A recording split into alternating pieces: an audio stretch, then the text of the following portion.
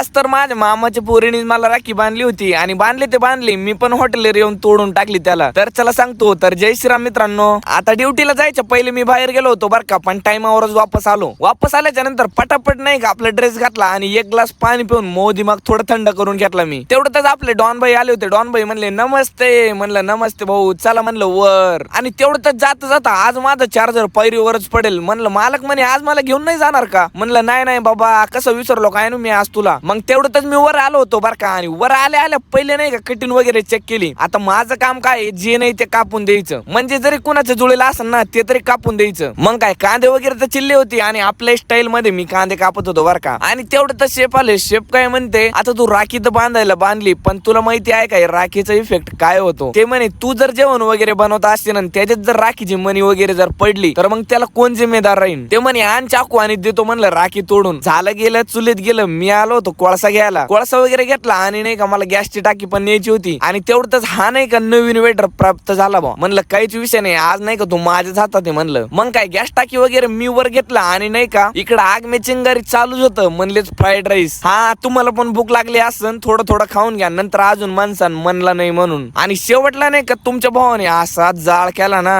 अरे बाबा तोपर्यंत आपले 30K फॉलोअर्स कम्प्लीट करून टाका बर का.